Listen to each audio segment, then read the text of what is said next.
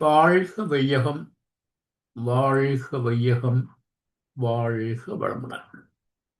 இது Canada sky yoga மன்றத்தின் வாராந்த சிறப்பு சிந்தனை உரை நிகழ்ச்சி. இன்றைய நிகழ்ச்சிக்கு இணையதளம் வாயிலாக வருகை தந்துள்ள அனைத்து வேதாத்திரிய அன்பர்களையும் வாழ்க வளமுடன் என்று மீண்டும் வாழ்த்தி வணங்குகின்றோம். இன்று ஞானக்களஞ்சிய கவிகளும் விளக்கமும் என்ற தலைப்பிலே இந்த சிறப்பு சிந்தனை உரை நிகழவிருக்கின்றது.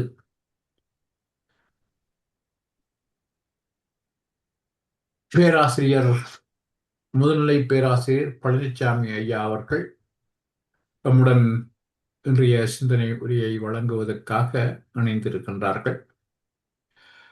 பேராசிரியர் பழனிசாமி ஐயா அவர்கள் இந்த மன்றத்திலே பல தொடர் சிந்தனை உரைகளை நமக்கு நீண்ட காலமாக வழங்கியிருக்கின்றார்கள். இறை விஞ்ஞானம், வாழ்வியல் மற்றும் எங்கும் நிறைந்த இறை பயணம் என்ற பல தலைப்புகளிலே ஐயா நமக்கு சிந்தனை உரைகளை வழங்கியிருக்கின்றார்கள்.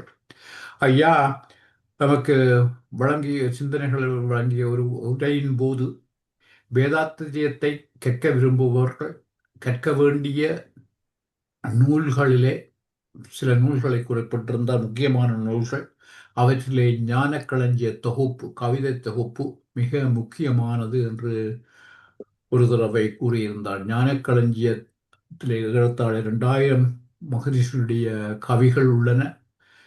மகரிஷியுடைய தத்துவத்தை முழுமையாக விளங்க வேண்டுமாயிருந்தால் இந்த கவிகளை முழுமையாக நாம் கற்று தெரிந்து கொள்ள வேண்டும் என்ற ஒரு கருத்தை ஐயா நமக்கு வழங்கியிருந்தார்கள்.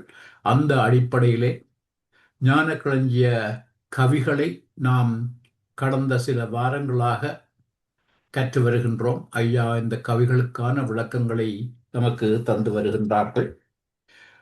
ஞானக்களஞ்சிய நூலுக்கு, கவிதை தொகுப்புக்கு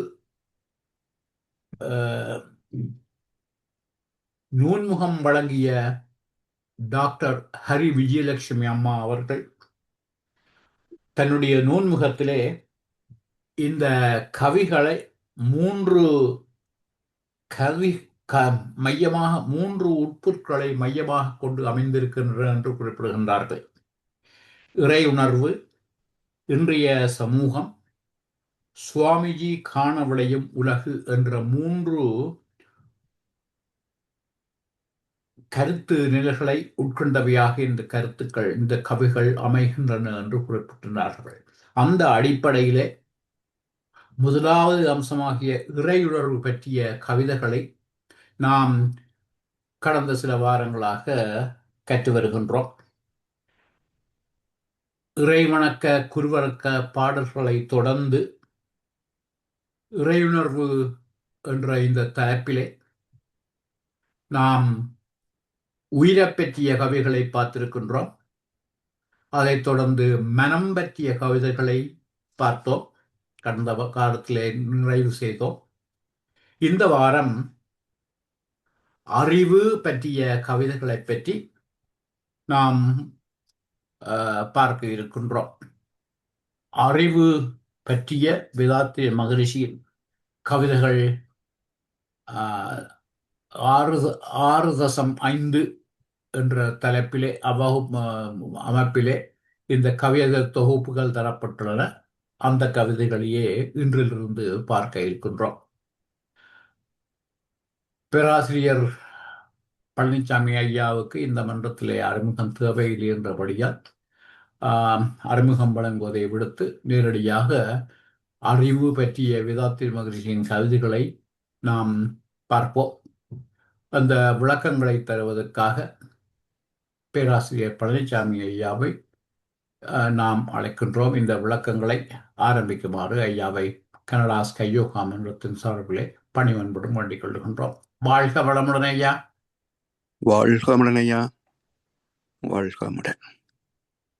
வாழ்க வையகம், வாழ்க வையகம், வாழ்க வளமுடன். குரு வாழ்க, குருவே துணை.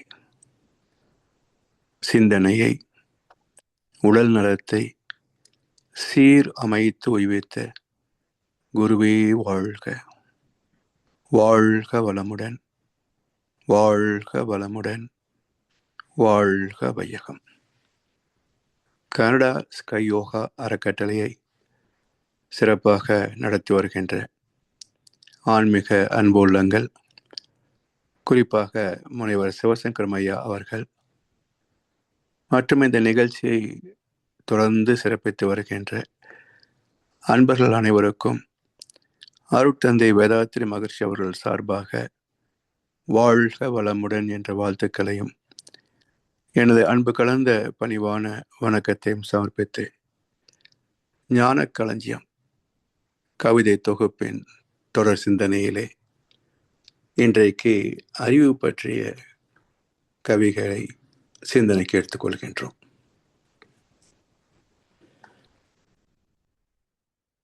எரிகின்ற விளக்கினிலே வெளிச்சம் போலே இயங்கும் உடல் தன்னிலிருந்து இரத்த சக்தி சொருகின்ற கதிரலைகள் அறிவு ஆகும். சோர்வடைந்து உடல் பலமும் குறையும் போது விரிகின்ற எண்ண அலை வேகம் குன்றும். விவேகத்தை பயன்படுத்த பழகிவிட்டால் தெரிகின்ற இரகசியமே அறிவதெல்லாம் தன் பொருளே என்ற பேருண்மை ஆகும். எரிகின்ற விளக்கினிலே வெளிச்சம் போல. பருப்பொருள் விளக்கு, மறைபொருள் விளக்கம். இப்படி விளக்கு விளக்கம் என்ற இரண்டு தன்மைகள் உண்டு. இல்லக விளக்கது இருள் கெடுப்பது, சொல்லக விளக்கது சோதி உள்ளது, பல்லக விளக்கது பலரும் காண்பது, நல் அக விளக்கது நமச்சிவாயமே என்று திருமந்திரத்தில் ஒரு கவி உண்டு. எல்லா விளக்கும் விளக்கு அல்ல, சான்றோர்க்கு பொய்யா விளக்கே விளக்கு என்று திருக்குறளும் பேசும். அருட்பெருஞ்சோதி தனி பெரும் கருணை என்பார் வள்ளல் பெருமான். அறிவு கனி, அறிவு விருட்சம் என்று கிறிஸ்தவம் பேசும். இப்படி விளக்கு, அறிவு, விளக்கம் இவை எல்லாவற்றையும் தத்துவ ரீதியாகவும் பயன்பாட்டு பருப்பொருள் ரீதியாகவும் பார்க்கலாம். ஏன் விளக்கு விளக்கம் என்ற சொல் அமைந்திருக்கிறது என்றால், பருப்பொருள் விளக்கு, அகல் விளக்கு, காமாட்சி விளக்கு, குத்து விளக்கு, ஒரு மின்சார விளக்குகள் பல வகை. இப்படி அத்தனை விளக்குகளும் என்ன பயன்பாடு என்றால், கண்களுக்கு பாதையை, பொருட்களை புலப்படுத்தி ஒரு இடரல் இல்லாத சுகமான வாழ்க்கைக்கு வழிகாட்டுவது. இவை எல்லாமே பருப்பொருள் விளக்குகள். விளக்கம் என்பது வாழ்க்கையில் துன்பத்தை தவிர்த்து இன்பத்தை துய்த்து அமைதியில் லயித்து பேரின்பத்தில் கலக்கின்ற வாழ்க்கையின் நோக்கத்தை நிறைவு செய்யக்கூடிய அந்த மார்க்கத்தை நமக்கு விளக்கி சொல்வது விளக்கம். இப்ப வாழ்க்கையில் உள்ள இன்பத் துன்பங்களுக்கான காரணத்தை விளக்கி சொல்லி துன்பத்தை நீக்கி இன்பத்தை மட்டுமே துய்த்து இறுதியாக பேரின்பத்தோடு திளைப்பது, இறைநிலையோடு கலப்பது. எனவே இன்ப துன்பங்களுக்கான காரணங்களை எடுத்து காட்டுவது, தர்மம் அதர்மம் என்ற வேறுபாடுகளை பிரித்து காட்டுவது, அது விளக்கம். இந்த விளக்கத்தை வைத்து பயிற்சிகளோடு இணைக்கின்ற போது நாம் பெறக்கூடிய மேன்மை, அதுதான் நிறைவான, வெற்றிகரமான, முழுமையான வாழ்க்கை. அதை குத்து விளக்கு என்பதை குத்தி விளக்கு என்பார் மகர்ஷி அவர்கள். குத்து விளக்கு என்பது நாம் பார்க்கக்கூடிய பருப்பொருள் விளக்கு. குத்தி விளக்கு என்றால் இப்போ ஆள்காட்டி வரலாலே அடுத்த கை உள்ளங்கையை தொடுகிறோம். இதை தொடுதல் என்று சொல்றோம்.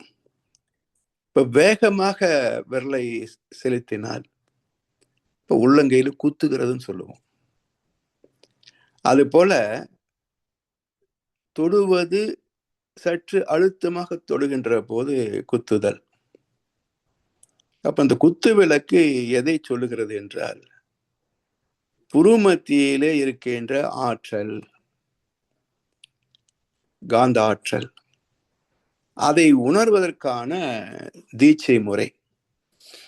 குண்டலினி சக்தியை மூலாதாரத்திலிருந்து எழுப்பி புருமத்திக்கு கொண்டு வர வேண்டும் என்ற கருத்தை குத்தி விளக்குதல் என்று சொல்வார்கள். இப்போ குத்து விளக்கும் குத்தி விளக்குதலும் ஒரே கருத்தை, உட்கருத்தை வைத்திருக்கும். இங்க குத்து விளக்குடைய அமைப்பை பாருங்க. அகண்ட ஒரு பீடம், வட்டமான பீடம். அதை தொடர்ந்து ஒரு பெரிய திரட்சி உள்ள ஒரு குமிழ்.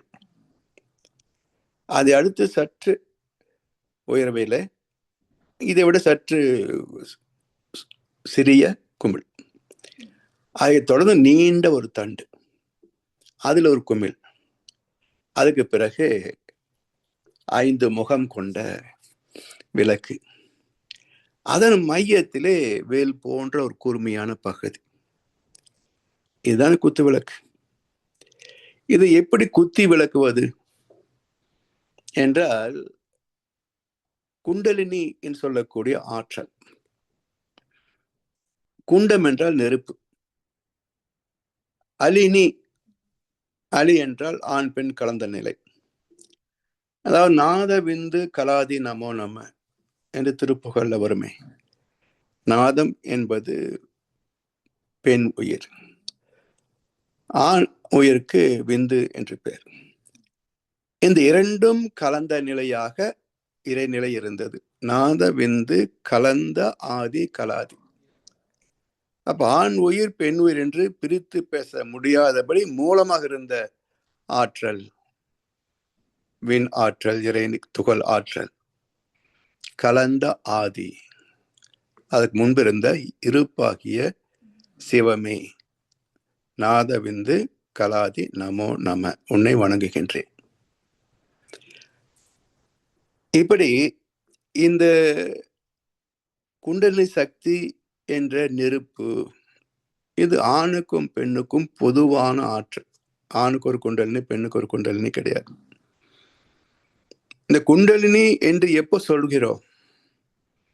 கருமையம் சொல்றோம், ஜீவாத்மான்னு சொல்றோம், நெஞ்சம் சொல்றோம், கருமையம் சொல்றோம். எப்போது இது குண்டலினி என்று சிறப்பை பெறும் என்றால், இந்த குண்டலினி என்பதே செர்பென்ட் பவர் என்று ஆங்கிலத்தை சொல்வார்கள். இதை பாம்பு சக்தி என்று இந்து தத்துவத்தில்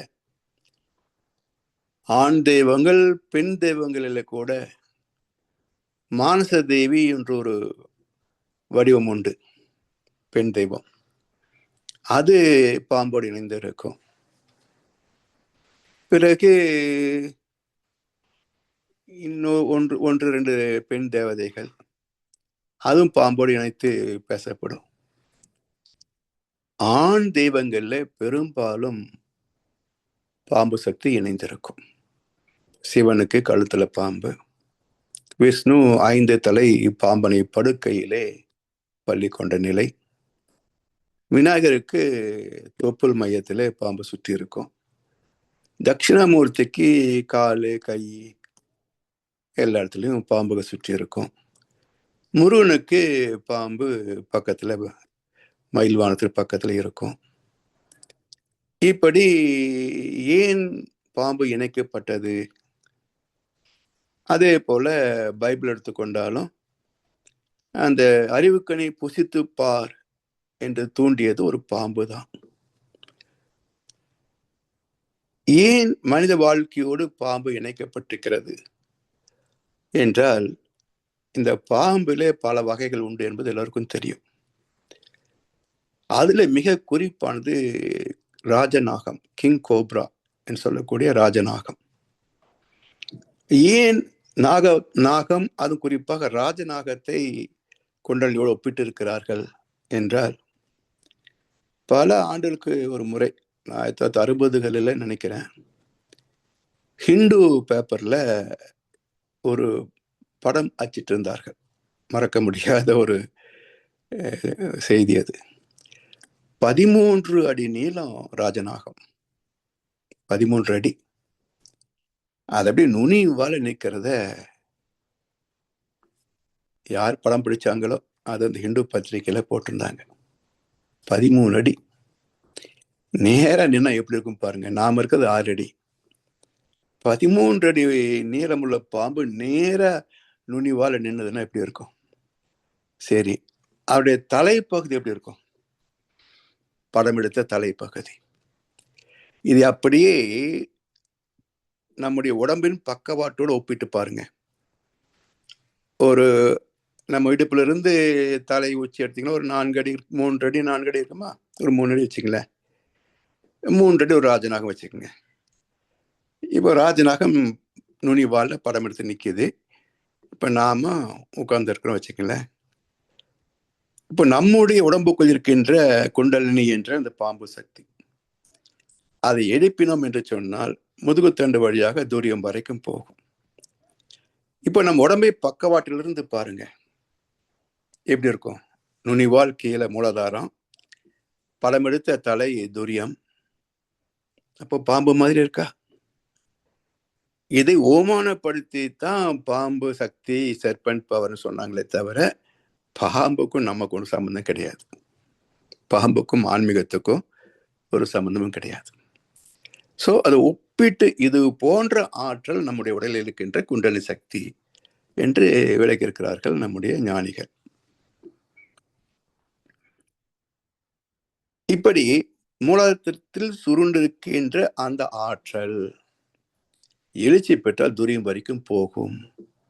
அப்படி சுருண்டு இருக்கின்ற படுத்திருக்கின்ற பாம்பு போல இருப்பதனால் அதை பாம்பு சக்தி, குண்டலினி சக்தின்னு சொன்னார்கள். எனவே கருமையமாக ஜீவாத்மாவாகவே இருக்கின்ற ஆற்றல் தன்னை நோக்கி, தன் மூலத்தை நோக்கி அறிய வேண்டும் என்று எழுச்சி பெறுகின்ற போது அதே ஜீவாத்மா, அதே கருமையும் தான் குண்டலினி என்று சிறப்பிக்கப்படுகிறது. இப்ப எது ஜீவாத்மாக இருப்பது? காந்த ஆற்றல். அப்ப குண்டலினி சக்தி என்பதும் அதே காந்த ஆற்றல் தான். மையத்திலிருந்து எழுச்சி பெற்று ஒவ்வொரு மையமாக கடந்து துரியம் வந்து, துரியத்தையும் கடந்து தன் மூலமாகிய சக்தி என்ற இந்த யூனிவர்ஸ் இயக்க களம், எனர்ஜி ஸ்டேட், அதை கடந்து மூலப்பொருளாகிய ஸ்டாட்டிக் ஸ்டேட், இருப்பு, சுத்தவெளி, அங்க போய் இணைகின்ற போது தன்னை அறிந்து விடுகிறது. இதே சுத்தவெளி தான், பரமாத்மா தான் எனக்குள்ளாக ஜீவாத்மாவாக குடிக்கொண்டிருக்கிறது, பின்னப்பட்டிருக்கிறது. இது அறிந்தவர்கள் இறைவனுக்கு சமமாகிறார்கள். இதை விளக்கி காட்டுவதுதான் குத்து விளக்கு தத்துவம். அப்ப குண்டலினி தீட்சையை பெற்று ஒவ்வொரு மையமாக உயர்ந்து வந்து மூலாதாரம் இருந்து சுவாதிஷ்டானம், சற்று உயரத்துல தொப்புள் மையம், மணிப்பூரகம், இன்னும் சற்று உயரம் வந்து நெஞ்சுக்குழி, அநாகதம், அதுக்கு மேல விசுக்தி, அதுக்கு மேல 5 புலன்களை உணரக்கூடிய தலைப்பகுதி. தலையில தான் 5 புலன்கள் இருக்கு. மெய்வாய், கண், மூக்கு, செவி. வாய், கண், மூக்கு, செவி, ஓகே. மெய் என்பது உடம்பு போறதானே, எப்படி தலைன்னு சொல்ல முடியும் என்றால், இப்போ காலில் ஒரு முள் குத்துன்னு வச்சுக்கோங்க, உடனே செய்தி எங்க போகுது? மூளைக்கு போகும். இது எப்படி புரிஞ்சுக்கிறோம்? இப்ப அதுவே இந்த சின்னதா சிராயின்னு சொல்லுவாங்க. சின்ன ஒரு இரும்பு துகளோ சிறு கம்பியோ அல்லது ஏதோ ஒரு சின்ன மூங்கில்ல இருக்கக்கூடிய சிறு முள்ளோ அது கைகளை எப்போ ஏறி இருக்கும் தெரியாது. ஓய்வா இருக்கும்போது எதிர்பக்கத்தில் கை தேய்க்க வேண்டி வந்தால் சுருக்கும். அதே பக்கத்தில் தேய்ச்சா தெரியாது, எதிர்பக்கம் தேய்ச்சா மட்டும் சுருக்கும். அப்புறம் உற்று பார்த்தோம்னு சொன்னா சிறிய ஒரு துகள் தைத்திருப்பது தெரியும். இது ஏன் தைத்த போதே தெரியல? முள் மட்டும் தைத்த உடனே எப்படி தெரியுது என்றால், காந்தம் திணிவு பெற்ற நிலையிலே தான் உணருமே தவிர இறைத்துகள் இருக்கின்ற காந்தம் உணருமா? பஞ்சபூதங்கள் இருக்கின்ற காந்தம் உணருமா? ஜீவனிலே மனிதத்தில் இருக்கின்ற காந்தம் தான் முழுமையாக உணரும். அப்ப காந்தத்தின் திணிவுக்கு ஏற்ப உணர்தலிலே உணர்ச்சி வரைக்கும் போகும். அதனால லேசாக பதிந்த போது உடனே உணர முடியல, அழுத்தமா குத்துகின்ற போது உடனே கால முள் தைக்கிறது என்பது தெரிஞ்ச உடனே அப்படியே நிறுத்து, கால கீழே இருக்காத, முள் இருக்கு. செய்தி மூளைக்கு போயாச்சு. மூளைக்கு போன காலுக்கு அடுத்த ஆர்டர், அப்படியே நிறுத்து, முள் இருக்குது, கீழே இறக்கின முள்ளு போற தைச்சிரும். அடுத்த செய்தி கண்ணுக்கும் கைக்கும், அது என்னன்னு பாரு, அதை பிடுங்க. இது எல்லாமே இன்ஸ்டன்ட். முள் தைத்த வேகம் என்ன, மூளைக்கு செய்தி போன வேகம் என்ன, கைக்கும் கண்ணுக்கும் கட்டளைகள் போன வேகம் என்ன, முள்ளு பிடுங்குற வேகம் என்ன. அப்ப எவ்வளவு இன்ஸ்டன்ட்! இதை விட வேகமான ஒரு செய்தி தொடர்பு எது சொல்ல முடியும் பாருங்க. அப்போ எது உணர்ந்தது இங்க, காலா மூளையா? கால் உணரல. மூளைக்கு தெரியலன்னு சொன்னா சிராய் குத்தியது போல உணர முடியாது. அப்போ தலையில் இருக்கின்ற 5 புலன்கள் வழியாக அறிவு அறிகிறது. மூளையை தெரிஞ்சுக்குதுங்கிறது கலோக்கியல் லாங்குவேஜ், சாதாரண மக்களுக்கு அது புரியும். தத்துவ ரீதியாக வருகின்ற போது 5 புலன்கள் வழியாக அறிவு அறிகிறது. அறிவு அறிகிறது. அதனால் 5 புலன்களும் கழுத்துக்கு மேல இருக்கு. அதனால 5 திரி. அதுக்கு உள்ள என்ன இருக்கு? இந்த 5 திரிகளும் 5 புலன்களும் செயல்படுகின்றன, ஒளி வீசுகின்றன என்றால் என்ன அர்த்தம்? உள்ளே நரம்புகள் என்ற திரி, அல்ல காந்தம் என்ற உயிர் சக்தி என்ன, அதன் மூலம் புலன்கள் என்ற இந்த விளக்கு, கள்ள புலனைந்தும் காலா மணி விளக்கே என்பார் திருமூலர். அப்படி காலா மணி விளக்கு, கலங்கரை விளக்கு போல புலன்கள் வழியாக இந்த உலகத்தோடு தொடர்பு கொண்டு இந்த உடலை பாதுகாத்து பராமரித்து இனவருத்தி செய்கிறோம். சரி, இந்த 5 புலன்கள்ல தன்மாற்றம் அடைகிறது காந்தம், அது எங்கிருந்து வெளிப்பட்டது? உயிரிலிருந்து வெளிப்பட்டது. உயிருக்கு மூலம் என்ன? இதே காந்தம் தான். அப்ப என்ன வித்தியாசம்? காந்தமே குவிந்து உயிராகி, உயிரிலிருந்து காந்தமே வெளிப்பட்டு உணர்வுகளாகிறது. நுட்பமான செய்திங்க இது. காந்தமே குவிந்து உயிராகி, உயிரிலிருந்து காந்தமே வெளிப்பட்டு உணர்வுகளாக அறியப்படுகிறது. இப்ப ரெண்டுக்கு என்ன வித்தியாசம்? சிராய் குத்துனதுக்கும் முள்ளு குத்துனதுக்கும் உள்ள வித்தியாசம். அப்ப காந்தமே உயிராகிறது. இந்த காந்தம் உணர முடியல, உயிராகுது. உயிரிலிருந்து அதிகப்படியான திணிவோடு காந்தம் வெளியே வருது, முள்ளு குத்துன மாதிரி உணர்கிறது. இப்படி காந்தமே உயிராகி உயிரிலிருந்து வெளிப்படுகின்ற திணிவோடு உள்ள காந்தம், அது புலன்கள் வழியாக உணர்தலாக வருகிறது. அதனால இப்போ மூல காந்தத்திற்கும் திணிவான காந்தத்திற்கும் இடையில உயிர் அல்லவா? அந்த உயிரை எங்க அறிகிறது? அந்த வேல் போன்ற பகுதி உச்சியில உயிரை அறிகிறோம், துரியம். ஆக்னையில காந்தத்தின் முதல் தன்மாற்றம், அழுத்தம், ஒளி, ஒளி, சுவை, மனம் என்ற பஞ்ச தன்மாத்திரைகளிலே அழுத்தம் என்ற முதல் தன்மாற்றத்தை மட்டுமே, மற்ற 4 புலன்கள் வேலை செய்யாது. ஆக்னையிலே ஒடுங்கி விட்டால், 13 அலைச்சுழலை தொட்டு விட்டால் மற்ற 4 புலன்கள் வேலை செய்யாது, உணர முடியாது. அதிலிருந்து இன்னும் நுணுகி 8 அலைச்சுழலை நிற்கின்ற போது துரியத்திலே உயிரை அறிகிறோம். அதிலிருந்து வெளிப்பட்டால் 7 முதல் 4 டைனமிக் ஸ்டேட், எனர்ஜி ஸ்டேட், சக்தி களம். அதையும் கடந்து 3 to 1 இந்த பிரபஞ்சத்தை சூழ்ந்திருக்கின்ற காந்த களம். சூரியன் சுத்துது, காந்த களத்துலதான் பூமி இருக்குது, நவக்கோள் இருக்குது. இவ்வளவு பெரிய பிரபஞ்சம் சுழல்கின்ற போது அங்க இதுல காந்தம் வராதா வெளியே? அதுதான் 3 to 1. அதை கடந்து இருப்பதுதான் சுத்தவெளி, தூய அறிவு, தூய வெளி, பரிசுத்த ஆவி. அதுதான் பேரறிவு. எனவே எரிகின்ற விளக்கினிலே வெளிச்சம் போல, ஏதோ விளக்கு விளக்கம் என்றோம், இது எவ்வளவு பெரிய இயற்கை உண்மைகள், வாழ்க்கை தத்துவங்கள் அடங்கியிருக்கின்றன. எரிகின்ற விளக்கினிலே வெளிச்சம் போல இயங்கும் உடல் தன்னிலிருந்து இரத்த சக்தி சொருகின்ற கதிரலைகள் அறிவாகும். இயங்கும் உடல் தனில் இருந்து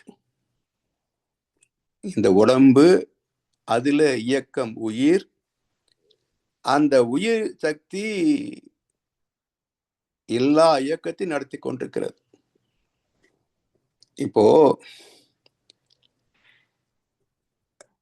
நாம் உண்ணுகின்ற உணவு, அழுக்கின்ற ஆற்றல், அது உயிர் சக்தின்னு சொல்றோம். அது இடம் மாறி இந்த உயிரை இயக்க சக்தியாக இருக்கு.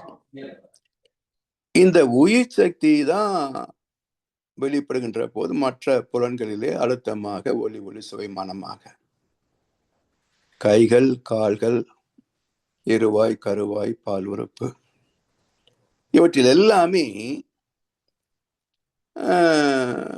செயல் தன்மைகளாக இந்த உயிர் சக்தியை தான் செலவாகி பல கருவிகளை உற்பத்தி செய்கிறது, பயன் கொள்கிறது. இந்த உயிர் செலவாகித்தானே ஒரு பொருளை உற்பத்தி செய்கிறோம், ஒரு பணம் சம்பாதிக்கிறோம். அதனால தான் என்ன சொல்லுவாங்க, ஹெல்த் இஸ் வெல்த், நோயற்ற வாழ்வே குறைவற்ற செல்வம். எப்ப தெரியுது? ஐசியூல படுத்ததுக்கு அப்புறம் தான் தெரியுது. அது வரைக்கும் என்ன தெரியுது? பறந்து பறந்து பணம் தேடு, இதுதான் தெரியுது. சும்மா உட்கார்ந்தா எப்படி? 1 மணி நேரம் இருக்கா, இதுல ஏதாவது சம்பாதிக்க முடியுமா பார் என்று பறந்து பறந்து பணம் தேட வைக்கும். ஓய்வில்லாம, உணவு நேரத்துக்கு எடுத்துக்க கொள்ள முடியாம, சரியான உணவு சாப்பிட முடியாம, நோய்வாய்ப்பட்டு ஐசியூல படுத்த பிறகு இப்ப அவங்க கிட்ட போய் இப்ப என்ன வேணும் கேட்டு பாருங்க. என்ன சொத்து சுகம் இருந்தாலும் உடம்பு நல்லா இருந்தா தானுங்கள. இப்ப என்ன சொல்றாருங்க? ஹெல்த் இஸ் வெல்த்ங்கிறார். நோயற்ற வாழ்வே குறைவற்ற செல்வம், குறைவே இல்லாத செல்வமாமா. இது ஏன் முதல்லயே தெரியல? ஸ்கூல்ல படிச்சிருப்பீங்களே, நோயற்ற வாழ்வே குறைவற்ற செல்வம்னு. ஏன் மதிக்கல? ஏன் இக்னோரன்ஸ்? ஏன் அலட்சியம்? அப்புறம் எப்படிங்க சம்பாதிக்காம? வசதி வேணும், குடும்பத்தை காப்பாற்றணும். அப்போ எவ்வளவு உயிரை எவ்வளவு பணமாக மாற்றினால் உயிரையும் காப்பாத்திக்கலாம், பணத்தையும் காப்பாத்திக்கலாம். இந்த கணக்கு தெரிந்தவனே உண்மையான சுகமான வாழ்க்கைக்கு உத்தரவாதமானவன். இந்த கணக்கு தெரியல அப்படின்னா இந்த புத்தி ஐசியூல தான் வரும். So how much health should be converted into wealth. இந்த ரேஷியோ தெரிஞ்சிச்சுன்னு சொன்னா உடம்பையும் பாதுகாத்துக்கலாம், வாழ்க்கையை அனுபவிக்கலாம். கணக்கு தெரிய மாட்டேங்குதே. சுகர் வந்த பிறகு, பிபி வந்த பிறகு கூட கணக்கு தெரிய மாட்டேங்குதே. பறந்து பறந்து பணம் தேடத்தானே பார்க்கிறோம். எனவே இயங்கும் உடல் தன்னிலிருந்து இரத்த சக்தி சொருகின்ற கதிரலைகள். இங்க இந்த 7 தாதுக்கள் சொல்றோம். ரசம், ரத்தம், சதை, கொழுப்பு, எலும்பு, மஜ்ஜை, சுக்கிலம். இந்த 7 தாதுக்களும் எதனால் ஆனது? ஒவ்வொன்றையும் பயாப்சி பண்ணி பார்க்கலாம். ஒவ்வொரு உறுப்பையும் பயாப்சி பண்ணி பார்த்தா உயிரின் திணிவுகள் வேறு வேறு வேறு வேறு. இந்த ஸ்பெசிபிக் கிராவிட்டி டிஃபரெண்ட். ரத்தத்தில் உள்ள ஸ்பெசிபிக் கிராவிட்டி எலும்புல இருக்காது, எலும்புல உள்ளது தோல் இருக்காது. இப்படி 7 தாதுக்களும் உயிரின் திணிவு நிலையில பேதப்பட்டவை. ஸ்ட்ராங்கஸ்ட் எலும்பு. அதான் நம்மளை நிறுத்தி வைக்குது. எல்லா காரியங்களும் செய்வதற்கு எலும்பு தானே காரணம். எலும்பு இல்லைன்னு வச்சுக்கீங்களேன், சதை பிண்டமா தானே இருக்கும். உயரமே சொல்ல முடியாது, எல்லாம் உருண்டையா தான் இருக்கும். அதனால் அந்த உயிரின் ஆற்றலே 7 தாதுக்களுக்கும் மூலப்பொருள். அது சாமி சொல்றாங்க, இயங்கும் உடல் தன்னிலிருந்து இரத்த சக்தி சொருகின்ற கதிரலைகள் அறிவாகும். இப்ப சூரியனின் கதிர்கள் சொல்றமே, கதிரவன் என்ன அர்த்தம்? சூரியன் ஒரு பருப்பொருள், ஒரு கோள். அழிந்து வருகின்ற கதிர்கள் அலை. அந்த அலையின் தன்மாற்றம் இங்க பூமியில பூமியின் காந்த களத்தோடு ஊடுருவி வெளிச்சமா இருக்குது. வெளிச்சம் பூமிக்கு உள்ள மட்டும்தான், பூமிக்கு வெளியே வெளிச்சம் கிடையாது. சூரியன் வெளிச்சம் கிடையாது. அது இன்னும் விஞ்ஞானம் அந்த அளவுக்கு போகலன்னு தான் சொல்லணும். ஏதோ சூரியனுடைய பெரிப்ரல் டெம்பரேச்சர் 17,000 டிகிரி செல்சியஸ், கோர்ல 3 crore டிகிரி செல்சியஸ் அப்படின்னு ஒரு கணக்கு சொல்றாங்க. அது உண்மை அல்ல. ஏன்னா இவங்க எப்படி அளக்குறாங்க? இங்கிருந்து சூரியனுக்கு போய் அளக்க முடியாது, இங்கிருந்து தான் சூரியனுக்கு அளக்குறாங்க. அப்ப இங்கிருந்து அளக்கிற போது இங்கிருந்து அனுப்பப்படுகின்ற அலைகள் இந்த பூமியின் பஞ்சபூத கூட்டு இல்லையா? அப்ப பூமியின் அலைத்தன்மை என்ன? சூரியன் கதிர்களை வாங்கி 27 டிகிரி, 30 டிகிரி, 40 டிகிரி டெம்பரேச்சரை வெளிப்படுத்தக்கூடிய காந்தலைகள். அப்ப என்ன சொல்ல வருது? பெரிபரல்ல இவ்வளவு டெம்பரேச்சர் உருவாக்கக்கூடிய அளவுக்கு அங்கே வீச்சு, ஆற்றல், அணுசக்தி இருக்கிறது. அப்படிதான் புரிஞ்சுக்கணுமே தவிர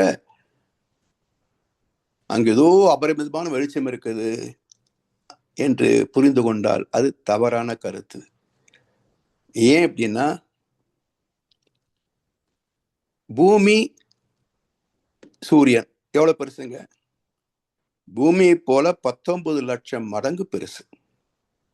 சரியா? பூமி ஒரு புள்ளி என்றால் சூரியன் 19 லட்சம் புள்ளி.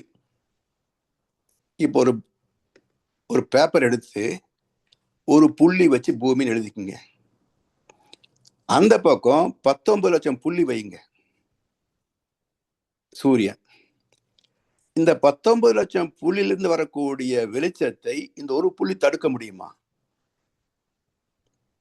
1000 கைகள் தடுத்து நின்றாலும் ஆதவன் மறைவதில்லை. சூரியன் எப்படி மறையும்? பூமி எப்படி மறைக்க முடியும்? எப்பவுமே வெளிச்சமா தான் இருக்கும். ஆனா இருக்க இருட்டு பகலே. ஸோ இப்படி லாஜிக்கல் திங்கிங், இப்படி அறிவியல் பூர்வமாக அனுமானத்தை வைத்து சிந்தித்து பார்த்தோம் என்று சொன்னால் சூரியன் சுடுவதில்லை, சூரியனில் வெப்பம் இல்லை. என்ன செய்யுது? சூரியனின் கதிர்களை பூமியின் காந்தக்களம் வாங்கி தன்மாற்றம் அடைந்து வெளிச்சம் வெப்பமாக மாறுகிறது. அதத்தான் சொரிகின்ற கதிரலைகள். இந்த கதிருக்கு மூலம் என்ன? அறிவு சுடர்னு சொல்றமே, விளக்கு. அப்போ அந்த சுடராக, வெளிச்சமாக, உணர்வாக இருப்பது அறிவு. அறியும் திறனுடையது அறிவு. எனவே சொருகின்ற கதிரலைகள் அறிவு ஆகும். சோர்வடைந்து உடல் பலமும் குறையும் போது, சோர்வு எப்ப வரும்? உயிர்சக்தி குறைஞ்சாதான் சோர்வு, டயர்ட்னஸ். மூளையில அந்த அதனுடைய ஆற்றல் சோர்ந்து போகின்ற போதுதான் ஸ்ட்ரெஸ் மன இருக்கும். அப்ப ஸ்ட்ரெஸ் அண்ட் ஸ்ட்ரெயின், ஸ்ட்ரெயின் உடல் சோர்வு, ஸ்ட்ரெஸ் மனசோர்வு, மூளை சோர்வு. இப்படி சோர்வடைந்து உடல் பலமும் குறையும் போது விரிகின்ற எண்ண அலை வேகம் குன்றும். வெளியே போகக்கூடிய வேகம் குறைஞ்சு போயிடும். அப்ப வேகம் குறைந்தால், இன்டென்சிட்டி குறைஞ்சா எப்படி காரியத்தை செய்ய முடியும்? இப்போ கையை தூக்கணும்னா அதுக்கு ஒரு எனர்ஜி இருந்தால் தான் தூக்க முடியும். சோர்ந்து போற போது, உடல் தளர்ந்து இருக்கிற நேரத்துல ரொம்ப நாள் பெட்ல படுத்திருக்காங்க, கையை தூக்க கூட முடியாது. கையை தூக்கி மறுபடியும் அப்படி போக்கு ஒரு நிமிஷம் நிறுத்த முடியாது. அப்போ உயிர் சக்தி அங்க திணிவு குறைவாக இருக்கிறது. கையை கூட தூக்க முடியாது, நடக்கவும் முடியலன்னு சொல்றோமில்ல. இப்படி சோர்வடைந்து உடல் பலமும் குறையும் போது விரிகின்ற எண்ணலை வேகம் குன்றும். ஓ, நார்மலா என்ன வேகம்? அதை புடி, இதை புடி, அதை பண்ணு, இதை பண்ணு. உடம்பு ஐசில படுத்ததுக்கு அப்புறம் அவர்கிட்ட போய் நம்ம ஷேர் மார்க்கெட்ல போட்டோமே, திடீர்னு ரைஸ் ஆகி 1 கோடி ப்ராஃபிட்டுங்க, இருக்கட்டும். கப்பல் அந்த சரக்கு மூழ்கி போச்சுங்க, 2 கோடி நட்டம், போனா போது விடுங்க. இதுவே சாதாரண சொல்லியிருந்தா என்ன ஆர்ப்பாட்டம், என்ன சோகம். இப்ப ஏன் வரல? அதே உடம்பு தானே. அப்போ உயிரின் ஆட்டமே திமிர்னு சொல்ற மாதிரில. திமிர் எப்ப இருக்கும்?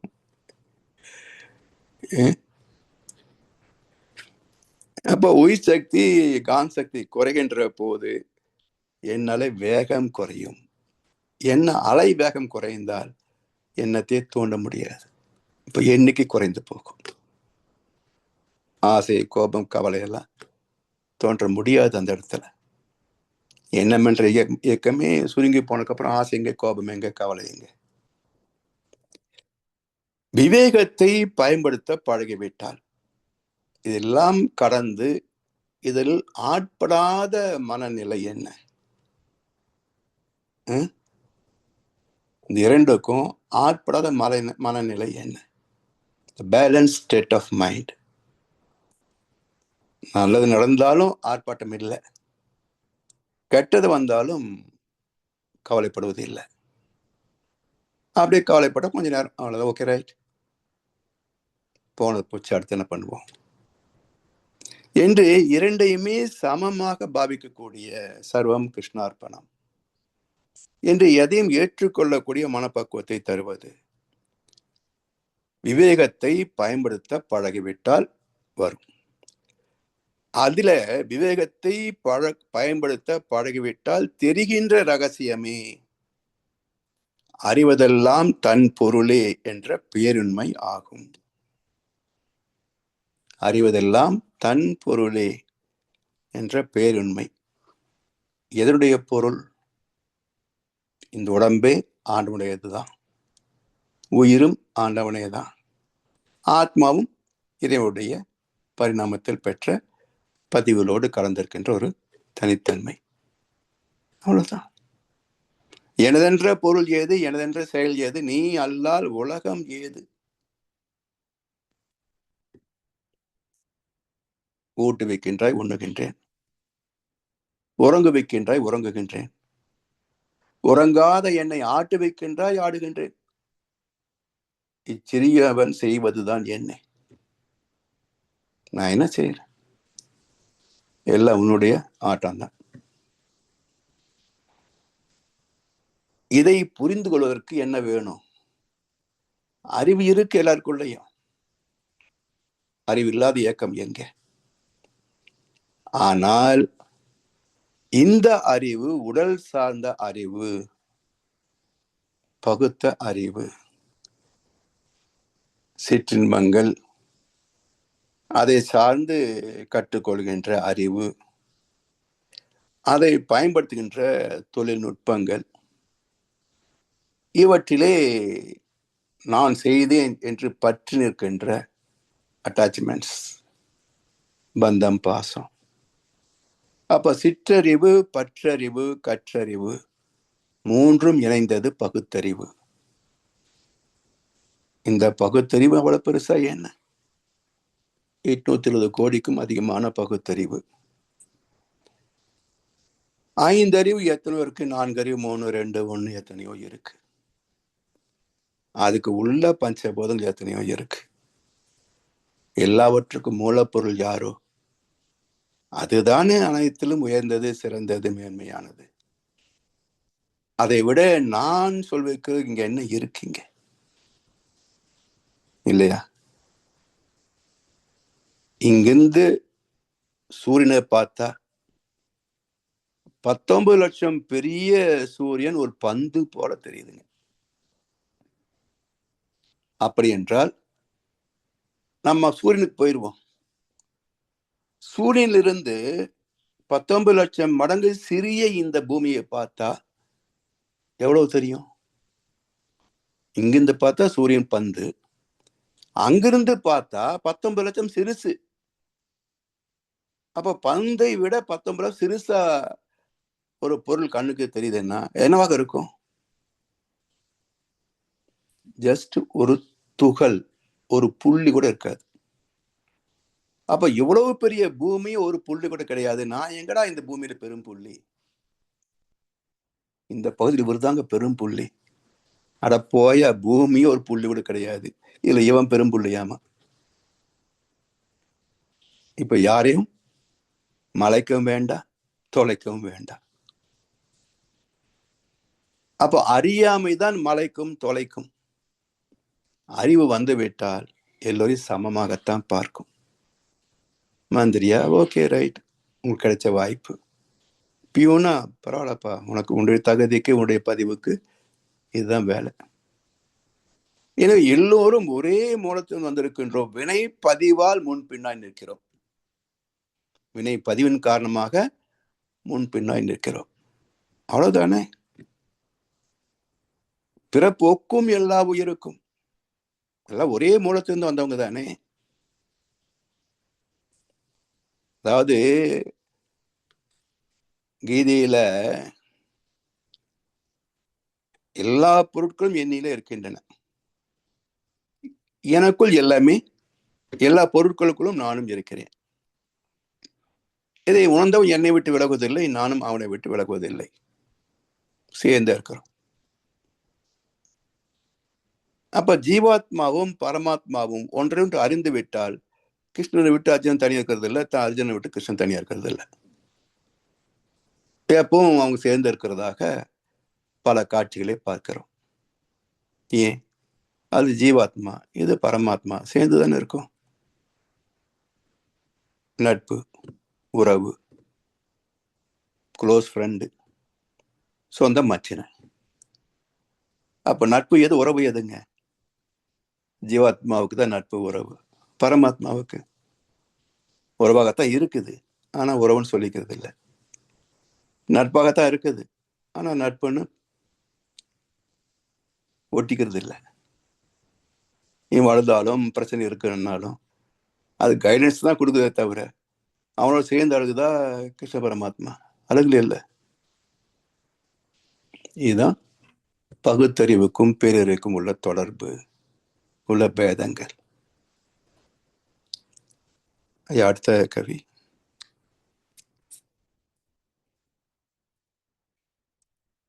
அலையே அறிவு என்ற தலைப்பில் அடுத்த கவி. அறிவின் தத்துவமதை ஆராய்ந்தேன், காந்த அலை இயக்கமே அன்றி வேறு இல்லை. சிறிது பெரிதாய் அமைந்த குழாய்கள் ஊடே சென்று சுழன்று இயங்கும் இரத்த வேகம், எரிகின்ற தொடர் காந்தம் உடலில் மீறி எழும் சப்தம் சுவை மனம் ஊர் உணர்ச்சியாகும் பொறிப்புலன்கள் கூடுதற்கு ஏற்றவாறு புத்தி நுட்பமாயிருக்கும் விதமும் கண்டேன். அறிவு இருப்புதான். அறிவே இங்கே அலையாக எழுச்சிப்பட்டது.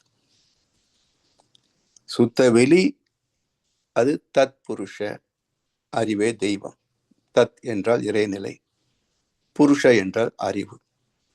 அப்ப சைவ சித்தாந்தம் சொன்ன இறை தத்துவம் என்ன? 6 பண்புகள் இறைவனிடத்திலே சுத்த வெளியிலே உண்டு, சிவத்திலே உண்டு. பிரதானமானது தத் புருஷ. ஏன்னா இந்த அறிவு தான் மற்றவற்றை பயன் கொள்கிறது. அதனால் அறிவுக்குத்தான் சிறப்பு. எனவே தத் புருஷ, அறிவே தெய்வம். சைவ சித்தாந்தம் அறிவே தெய்வம் என்று சொல்லல. அஞ்சுவதேன் துணிந்துரைப்போம், அறிவேதான் தெய்வம் என்று சொன்னவர் எத்தனையோ 1000 ஆண்டுகளுக்கு பிறகு வந்த வேதத்திரி மகர்ஷி அவர்கள். அப்ப சைவ சித்தாந்தத்தில் மறைபொருளாக சொல்லப்பட்டதை குன்றில் ஏறி உறக்க சொன்னவர் வேதத்திரி மகர்ஷி அவர்கள். அறிவேதான் தெய்வம். புதிய கருத்து இல்லை, அங்க இருக்கிறது தான் இங்க சொன்னார். எனவே அந்த அறிவே இயக்கத்தில் எழுச்சி பெற்ற போது அந்த இயக்கத்துக்குள்ளாக அறிவு இயக்கமாக எழுச்சி பெற்றதனால் தான் இயக்கத்திலே ஒழுங்கு இருக்கிறது. இயக்கம் என்றால் விதி கூடவே இருக்கும். விதிக்கு காரணம் என்ன? அறிவு. அப்போ இருப்பில் அறிவு என்று சொல்லப்படுவது இயக்கம் என்று வருகின்ற போது விதி என்று பெயர் மாற்றம் பெறுகிறது. அவ்வளவுதான். இப்ப விதிக்கு இன்னொரு மூலம் என்ன? அறிவு தானே. அப்ப எல்லாமே ஐடென்டிபிகேஷன் மார்க். ஒவ்வொன்றை தனித்து புரிந்து கொள்வதற்காக வேறு வேறு வார்த்தைகளே தவிர இருப்பது என்ன? எல்லாம் சுத்த வழிதான், அத்வைதா, வேற ஒண்ணும் இல்லை. அதனால் அந்த அலையே அறிவே அலையாகி அலையிலிருந்து அறிவே உணர்கின்ற தன்மையாக வெளிப்படுகிறது. இப்ப எல்லாம் கலந்த ஒரு கலவை தான் இந்த உலகம். எங்கெங்க எது முன்னாடி வரணுமோ அது வரும், போகும், அவ்வளவுதான். ஆனா இதுங்க தப்பா போச்சு. சாமிஜி அலையே அறிவுன்றாரு, அப்ப அலையில இருந்து அறிவு பிறக்குது. இது முரண்பாடு இல்லையா? அப்ப அறிவே அலையாகி அலையிலிருந்து அறிவே உணர்கின்றது. அலை போய் இவர் மறுபடியும் வெளியே வர மாதிரி. அறிவின் தத்துவம் அதை ஆராய்ந்தேன். என்னது அறிவு? அறிவு என்றாமே, இது என்னது அறிவு என்றால் காந்த அலை இயக்கமே என்று வேறு இல்லை. இப்ப நமக்குள்ள எது அறிவு? அறிவுன்னு சொல்றோம். உடம்பு தெரியுது, உறுப்புகள் இருக்குன்னு விஞ்ஞானம் சொல்லுது, அதுக்குள்ள உயிர் இருக்குன்னு தத்துவம் சொல்லுது. உயிரை விஞ்ஞானம் கண்டுபிடிக்கல, தத்துவம் எடுத்து காட்டல. அனுமானத்துல உயிர் இல்லைன்னு வச்சிருப்பாங்கல்ல, அதனால உயிர் இருக்கிறது ஏத்துக்கிட்டோம். மனசுன்னு சொல்றோம், எங்க இருக்குன்னு யாருக்கும் தெரியல. இருக்கிற இடத்த ஆழ்த்து பார்த்தா இருதயம் தான் இருக்குது, ரத்த குழாய் தான் இருக்குது, அங்க மனசு ஒன்னையும் காணும். அப்ப இந்த உடல் என்ற தோற்றத்திற்குள்ளாகவே உயிர், மனம், அறிவு மூன்றும் மறை பொருட்களாகவே இருக்கின்றன. இப்ப எது நமக்கு தெரியுதுங்க? சதை, உள்ள எலும்பு. இப்படி அலையக்கமே அன்றி வேறு இல்லை. அறிவின் தத்துவம் அதை ஆராய்ந்து உடம்புக்குள்ள ஆராய்ந்து பார்க்கிறேன். காந்த அலை இயக்கமே அன்றி வேறு இல்லை. உயிருக்கு மூலம் காந்தம். அந்த காந்த அலை இயக்கம் என்று வேறு இல்லை. சரி, காந்தத்துல 2 அலைகள் இருக்கு. ஒன்று விரிந்து உணர்ச்சிகளாக உணர்வாக வெளிப்படுகின்ற அலை. அப்ப விரிகிறதுன்னு சொன்னா உள்ள இருக்கிறது எது? உள்ள போனதான் வெளியே வர முடியும். உள்ள போனது எது? அது ஈர்ப்பு ஆற்றல், அறிவு. அப்ப அறிவேதான் உள்ள இருந்து வெளியே வருகிறது, அலையாக, உணர்ச்சிகளாக. எனவே காந்தத்தின் 2 கூறுகள், ஒன்று ஈர்ப்பு, இன்னொன்று விலக்கல். ஈர்ப்பே விலக்கலுக்கு மூலம். வாங்கினா தான் கொடுக்க முடியும், இருக்கிறதா கொடுக்க முடியும். இல்லாத எப்படி கொடுப்பீங்க? பக்கெட்ல தண்ணி நிறைஞ்சா தான் வழிய முடியும். நிறையதுக்கு தண்ணி இல்லைன்னு வழியுறதுங்க. அதனால் இங்கே காந்தத்திற்கு அறிவுதான் உள்ள போய் வெளிவருது காந்தம் சொல்றோம். அப்ப காந்தால இயக்கமன்றி வேறு இல்லை. சிறிது பெரிதாய் அமைந்த குழாய்கள் ஊடே. இரத்த குழாய், நரம்பும் சின்ன ஒரு குழாய் மாதிரி தானே இருக்கு வடிவம். ஒரு நூல் போல போகுது நரம்புகள். சென்று சுழன்றே இயங்கும் இரத்த வேகம். குழாய்கள்ல கூட சிரை, தமனி, கண்ணுக்கு ஊட எவ்வளவு ரத்தம் பாயுதுங்க. கையில ஓடுற ரத்த குழாயும் கண்ணில் ஓடுற ரத்த குழாயும் ஒரே சைஸா? அவ்வளவு. ஏன் ஊசி போடுறாங்க? கையில போடுற ஊசி எப்படி, கண்ணில் போடுற ஊசி எப்படிங்க? கண் ஆபரேஷன் பண்ற போது இந்த இந்த கண் இருக்கு பாருங்க, அந்த புள்ளியில ஊசி போடுறாங்க. எவ்வளவு தேர்ச்சி பெற்ற மருத்துவத்துறை இருக்கு பாருங்க. சின்ன ஊசி, மைன்யூட்டா, அது கண்ணு குத்தா அவளை கரெக்டா ஊசி போடுறாங்க. பிறகு கேட்ராக்ட் சர்ஜரி பண்றாங்க. அப்ப இந்த ஊசியை பேதப்படுது இல்லை? அது போல இரத்த குழாய்கள் பெருசும் இருக்கும், சிறுசும் இருக்கும். சிறிது பெரிதாய் அமைந்த குழாய்கள் ஊடே சென்று சுழன்று இயங்கும் இரத்த வேகம். எரிகின்ற தொடர்காந்த உடலில் மீறி. எரிகின்ற த்ரோவிங், வீசப்படுகின்ற தொடர்காந்தம் உடலில் மீறி எழும் சப்தம், சுவை, மனம், ஊர் உணர்ச்சி ஆகும். வெளியே வீசப்படுகின்ற காந்த அலைகள் இங்கே தன்மாற்றம் அடைகிறது. தோல்ல யாராவது தொட்டா, காற்று பட்டா அதை அறிகிறது. கண்கள் எந்த பொருள் படுகிறதோ அதை உணர்கிறது. இப்படி கண்டு, கேட்டு, உண்டு, உயிர்த்து, ஊற்றறிகின்ற 5 புலன்கள். அது மட்டுமில்லை, பொறி புலன்கள் கூடுவதற்கு ஏற்றவாறு. புலன் ஞானேந்திரியம், பொறிகள் என்பது கர்மேந்திரியம். அப்ப கர்மேந்திரியம் தொழில் செய்யும், ஞானேந்திரியம் உணரும். அப்ப 5 வகை செயல்பாடுகள், 5 வகை உணர்வுகள். உணர்புலன்கள், செயல் புலன்கள், கர்மேந்திரியம், ஞானேந்திரியம். பொறி புலன்கள் கூடுதற்கு ஏற்றவாறு புத்தி நுட்பமாயிருக்கும் விதமும் கண்டேன். புத்தி நுட்பம். புத்தி பெரிபரல் கான்சியஸ்னஸ், புறமனம். நுட்பம் நடுமனம், மூளையை பயன்படுத்தி சிந்தித்து ஆராய்ந்து நுணுகி போகக்கூடிய அறிவின் திறம். புத்தி நுட்பமாயிருக்கும் விதமும் கண்டேன். அப்போ புறமனமாக எடுத்தேன் கவுத்தேன்னு பார்க்குது. மூளையை பயன்படுத்தி சிந்தித்து பார்த்து நடுமனமாக செயல்படுது. இன்னும் நுண்ணிய நிலையில தெருவில் எங்கேயோ மல்லிப்பூ வரும், அதுக்கு முன்னே வாசனை நம்ம மூக்குக்கு வந்துடும். எங்கடா மல்லிப்பூ வாசனை வருதுன்னு திரும்பி பார்த்தீங்கன்னா எங்கேயுமே இல்லை. ஒரு நிமிஷத்துல மல்லிப்பூன்னு கத்திட்டு ஒருத்தர் தெரு முனையில் வர்றாரு. அப்ப மூக்குல வச்சாலே வாசனை தெரியாத மக்கள் இருக்கிறோம். தெருமுனைக்கே இன்னும் வரல, அதுக்குள்ள எப்படி வாசனை மூக்குக்கு வந்தது என்றால் சப்ளர் ஃப்ரீக்வன்சி. நுணுகி போகின்ற போது தூரத்தில் இருக்கிறத கூட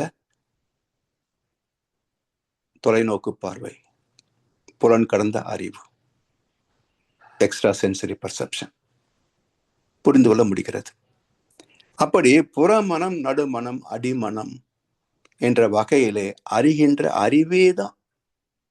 புறமனமாக அறிவதும் அறிவே, நடுமனமாக சிந்தித்தறிவதும் அறிவே, அடிமனமாக புலன் கடந்து தொலை தூரத்தில் இருப்பதை உணர்வதும் அதுவும் அறிவே.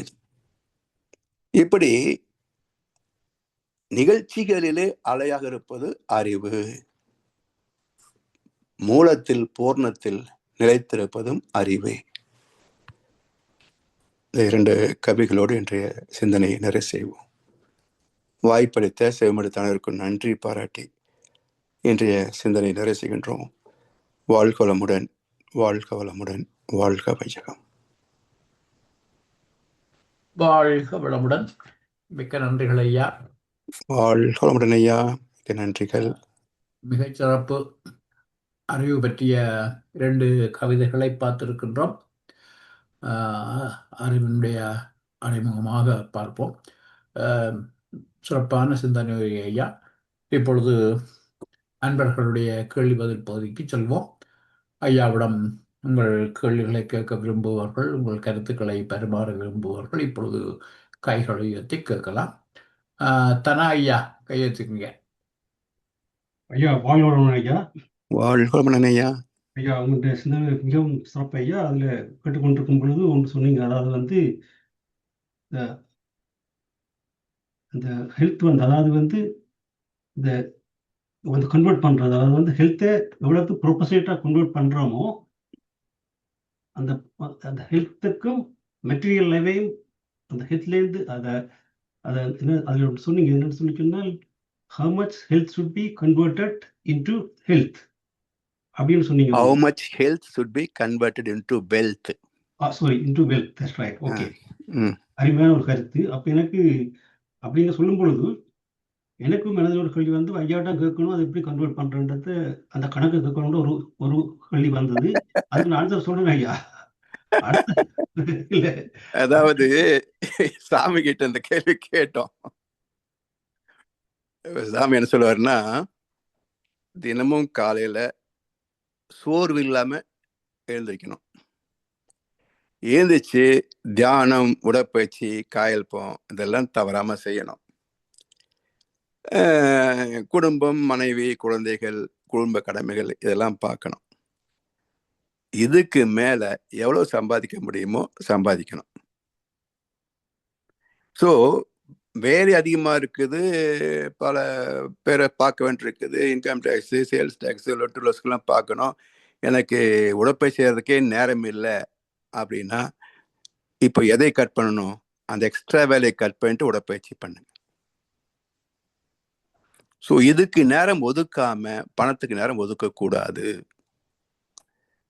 ஸோ உடற்பயிற்சிகள், மனதுக்கான பயிற்சி, உணவு இதெல்லாம் முறைப்படி நேரம் எவ்வளவு ஒதுக்கணுமோ அதை ஒதுக்கிட்டு, உறவு நட்புக்கென்று நேரம் ஒதுக்கிட்டு பிறகுதான் பொருள் ஈட்டுவதற்கென்று நேரம் ஒதுக்கணும்.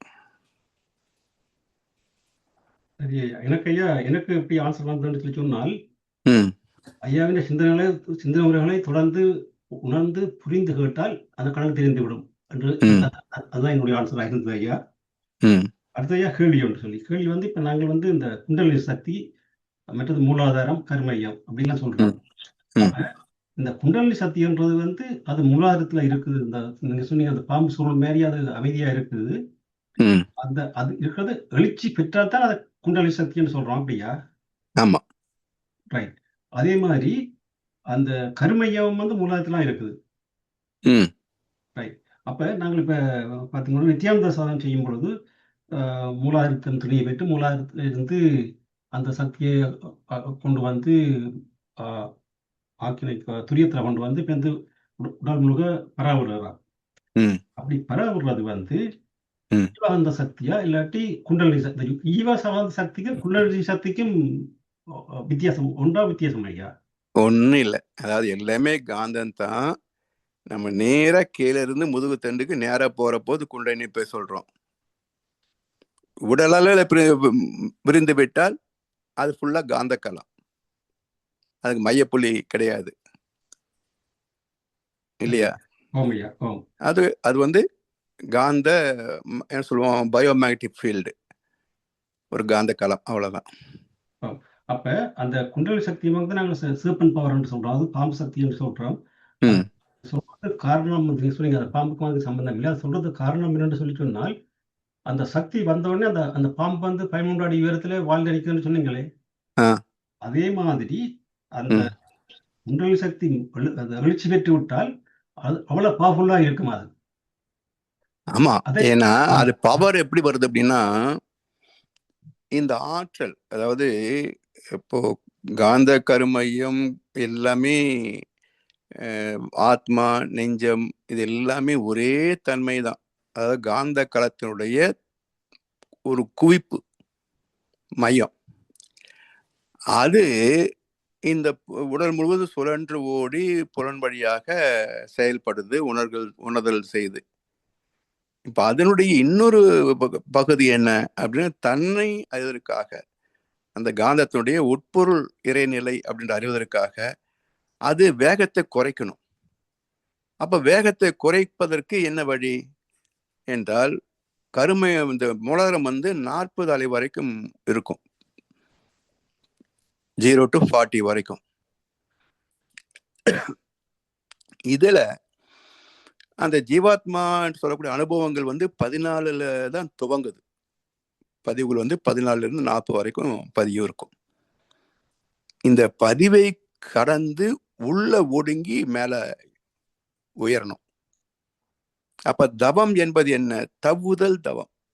ஒவ்வொரு மையமாக தாண்டி தாண்டி மேல வரணும். அப்ப என்ன ஆகுது?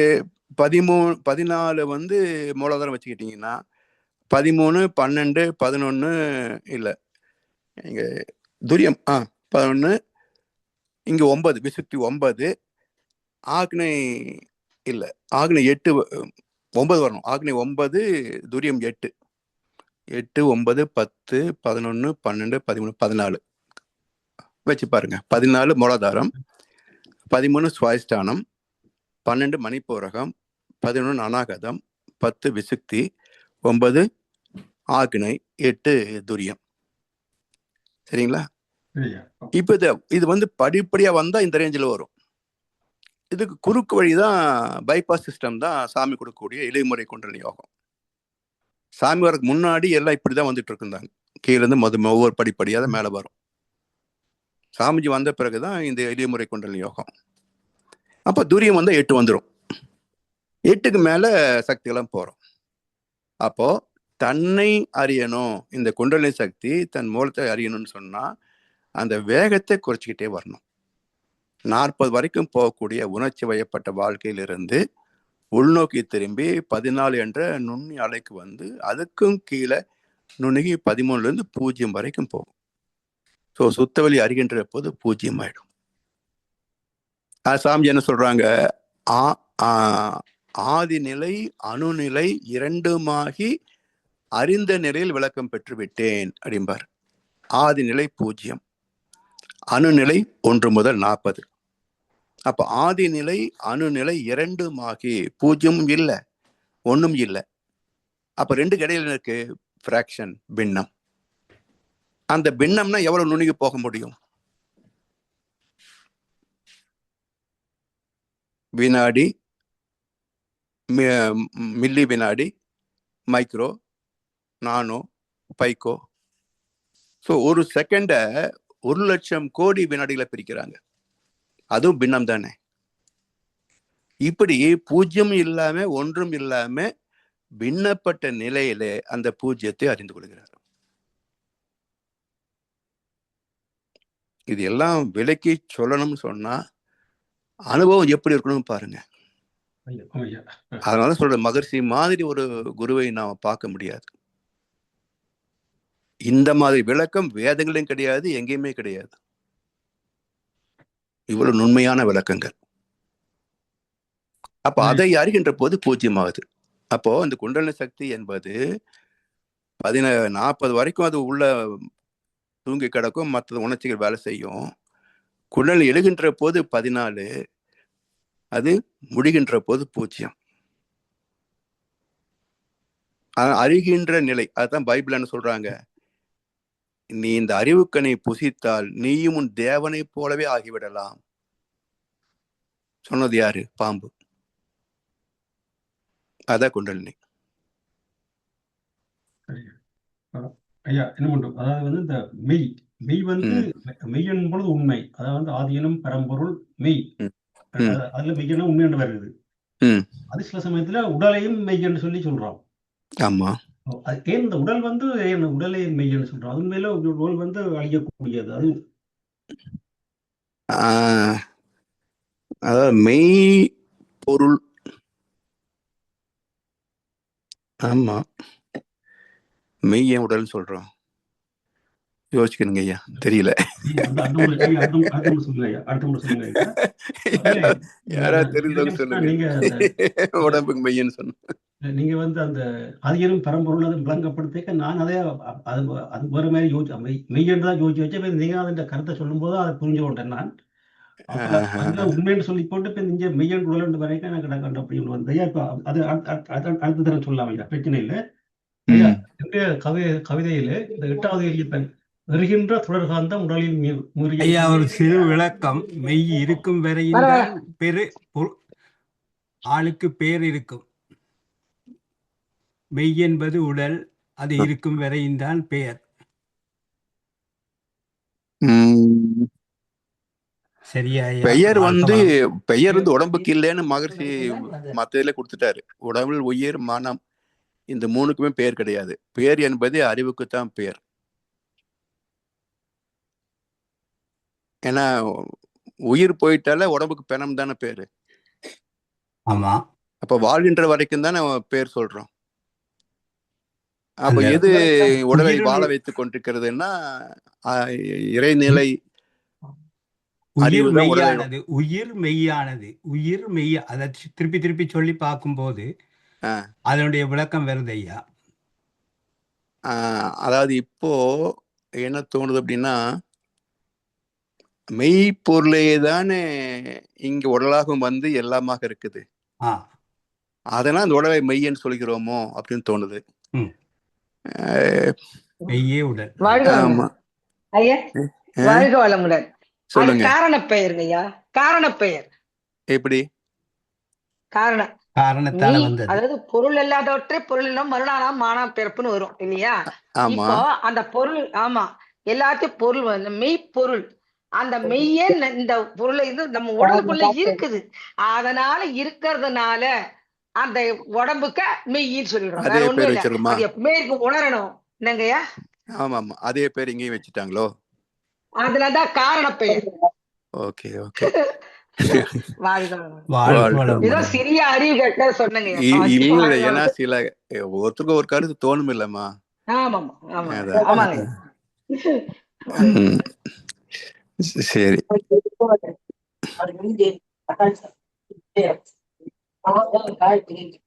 நன்றிகள் ஐயா, நன்றிகள் ஐயா.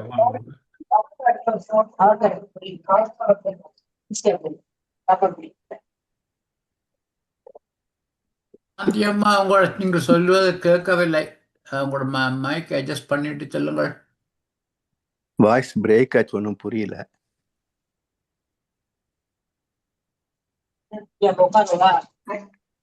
ஐயா என் குரல் கேட்கலீங்களா ஐயா? முதல்ல கேட்டுச்சு, பிறகு வந்து கேட்கல. பிரேக் ரொம்ப சப்ளரா இருந்தது. இருங்க, ஒரு நிமிஷம் ஐயா, ஒரு நிமிஷம். இல்லையா, இது மைதிலி அம்மா நீங்கள் இல்ல, இது சாந்தி அம்மா, வேற ஒரு அம்மா கேட்கிறாங்க. சாந்தி அம்மா, சாந்தி அம்மா, நீங்கள் தான் சொல்றது கேட்கவில்லை. அவங்க மியூட்ல போயிட்டாங்க. அவங்களுக்கு நெட்டு சரியா இருந்திருக்காதுங்க, அதனால அம்மா வெளியே போயிருப்பாங்க. ஆமா, வேறு அன்பர்கள் கேள்விகள்?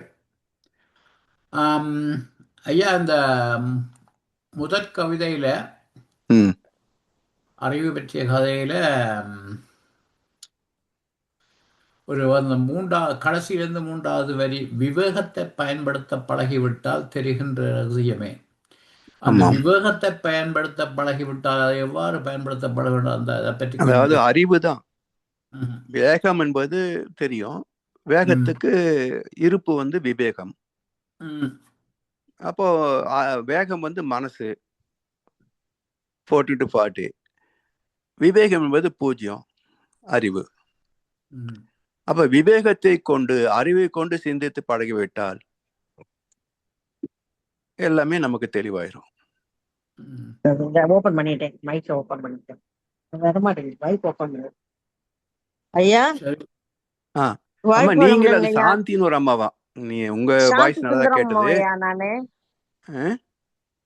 என்னங்க என்னை கூப்பிட்ட மாதிரி இருந்ததுங்கய்யா. இல்ல இல்லம்மா, எங்க மைத்திலி அம்மா கிட்ட பேசிருந்தேன். அம்மா பேசின வரைக்கும் கிளியரா தான் இருந்தது. அதுக்கப்புறம் வந்து கேட்கலன்னு சொன்னது சாந்தி அம்மா பேசுனதாமா. ஐயா இப்போ சாத்தியமா தான் இப்ப பேசுறாங்க. பேசுங்கம்மா, நீங்க பேசுங்க. சாந்தியா பேசுறேன். நீங்க கூப்பிட்டு இருந்தீங்க, எனக்கு அப்ப நெட்டு ஒரு சரியில்லை. அதான் இப்ப நான் என்னதான் கூப்பிட்டீங்களாயான்னு கேக்குறேங்க. ஆமாமா, நீங்க பேசின ஒண்ணுமே கேட்கல, அதுதான் மறுபடியும் என்ன சொல்ல வந்தீங்க கேட்டோம். சரிங்க சரிங்க, ரொம்ப நல்லா இருந்தது. நீங்க மைதிலி அம்மாட்ட பேசுங்க, பேசிட்டு கூட வாங்க, ஒன்னும் பிரச்சனை இல்லை. இல்ல பேசியாச்சு, நீங்க சொல்லுங்கம்மா. இல்ல ரொம்ப அற்புதமா இருந்துச்சு. இந்த கவிக்கு இவ்வளவு விளக்கங்கள் கொடுத்துருக்கீங்க. இது இப்ப கவி நிறைய தடவை படிச்சிருக்கோம், ஓரளவுக்கு உணர்ந்திருக்கோம். இன்னைக்கு பூரணமான ஒரு ஒரு எனர்ஜி கிடைச்ச மாதிரி இருந்ததுங்கய்யா. ரொம்ப அற்புதமா இருந்தது எனக்கு. மீண்டும் ஒருக்க கேட்க முடியுமாங்கய்யா? நீங்க இதுல வருங்க, இதுல வருமா உங்களுக்கு ஸ்கை கேடான்னு சொல்லி யூடியூப்ல சேனல் இருக்குமா? அப்படியாங்கய்யா? சரி, யார்கிட்ட கேட்டா அந்த லிங்க் கிடைக்கும்? சும்மாவே யூடியூப்ல போட்டா வந்துருதா? நீங்க இதுல ஆம்னி மீட்டர் இருக்கீங்களா? இருக்கேங்கய்யா, இருக்கேன். அப்ப நான் வந்து ஆம்னி மீட்டர் போடுவேன். ஐயா எனக்கு கொடுத்த உடனே நான் ஆம்னி மீட்டர்ல போடுவேன். ஆமாங்கய்யா, நிறைய தடவை கேட்டு விளக்கம் தெரிஞ்சுக்கணும். கேட்கலாமா? நான் அதனால ஐயா அனுப்பின உடனே நான் ஆம்னி மீட்டர்ல போட்டுருவேன். ஓகேங்க, ரொம்ப நன்றிங்கய்யா. வாழ்க வளமுடன். வாழ்க வளமுடன்மா, வாழ்க வளமுடன். அடுத்து ஜனாரையா. ஐயா வாழ்க வளமுடன். எங்களோட யூடியூப் சேனல் பேர் ஸ்கை கனடா டிவி ஐயா. ஆமா, ஸ்கை கனடா டிவின்னு போட்டீங்கன்னா யூடியூப்லயே வந்துடும். ஸ்கை கனடா டிவி ஐயா. மற்றது வந்து இப்ப மெய்யை பற்றி கேட்டிருந்தோம். மெய்யண்டா உண்மை என்ற ஒரு கருத்து இருக்குது. இப்ப கூகுள் சர்ச்ல வந்து உயிர் இருக்கும் வர உடம்பு மெய்தான்ன்றபடி அது மெய் என்றது சரி என்று ஒரு கருத்து இருக்குது. அதை ஒரு சொல்லுவோம். அது சரியா இருக்குமோ நான் தெரியல. இல்ல, உண்மை வந்து உள்ளடங்கிய மெய் தான் உண்மை. ஓகே, சரி.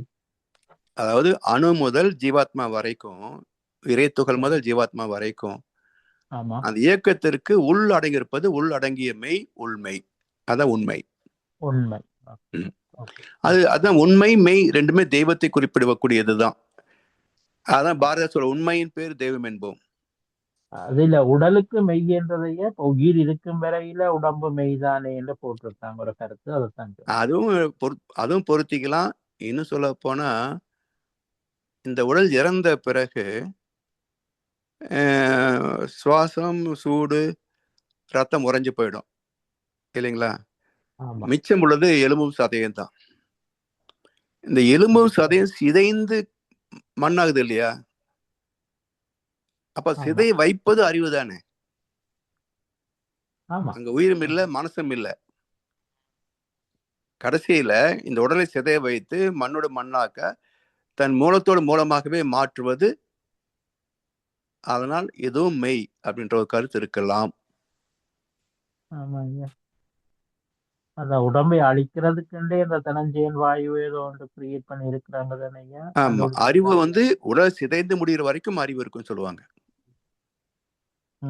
அந்த அறிவு அங்க சிதைக்கலன்னு சொன்னா சிதையாத உடம்பு.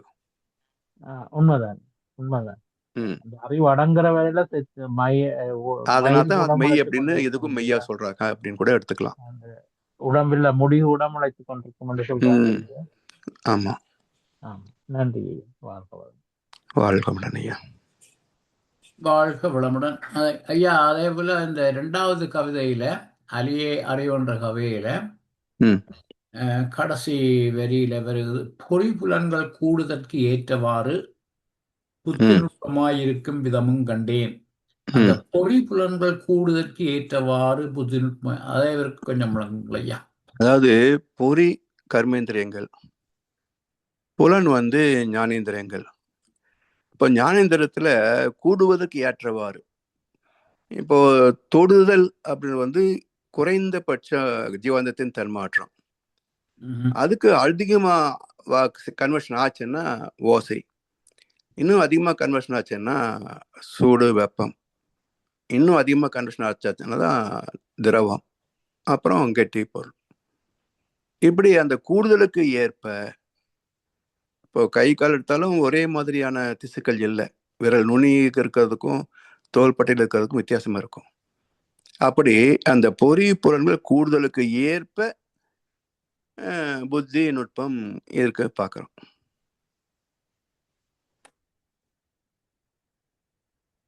என்று சொல்லி ஐயா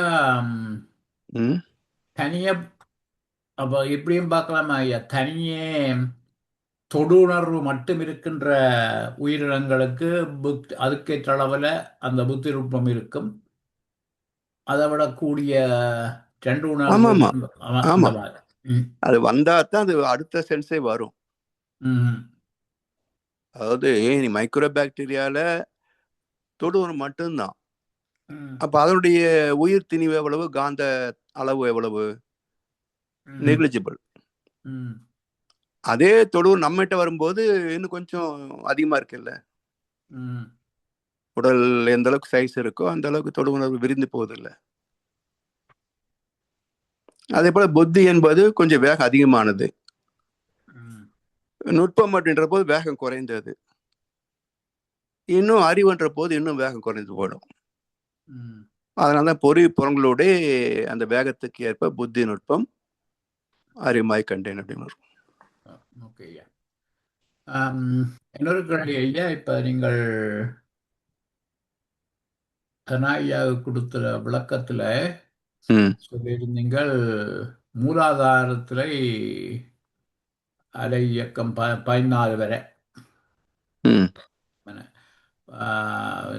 சுவாதிஷ்டானத்துல 13, பின்பு மணிப்பூரம் 12, அப்படியே குறைந்து வந்து ஆக்கினையில 9, துரியம் 8.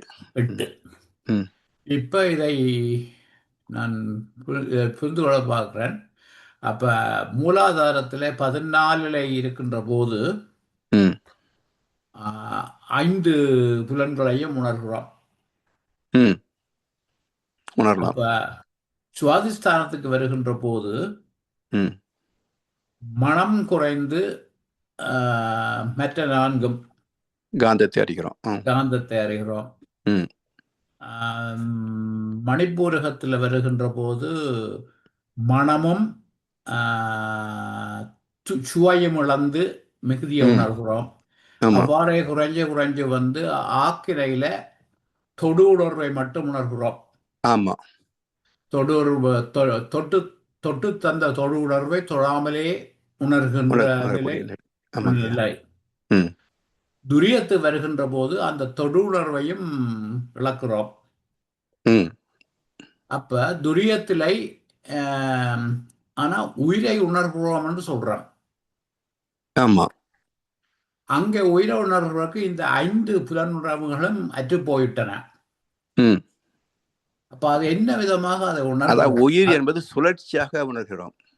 அந்த சுழற்சியை அழுத்தமா தானே உணர்றோம் ஐயா. ஆமா. அப்ப அழுத்தம் உணர்றான்னு தொடு உணர்வு தானே. அந்த உணர்வு இல்ல இந்த அழுத்தம் வந்து எக்ஸ்டெண்டட் கன்வர்ஷன். இப்போ சுத்தவெளி அழுத்தம் எனும் உந்துவாற்றல் ஒன்றை கொண்டே, சரியா? இதுவும் அழுத்தம் தான். அப்ப நம்ம உடம்புக்குள்ள எக்ஸ்டெண்டட் கன்வர்ஷன் தான் புருமத்தில் உணரக்கூடிய அழுத்தம்,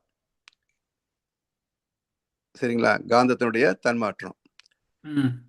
இந்த காந்தம் உயிரிலிருந்து விரிவலியா வர்றது தானே.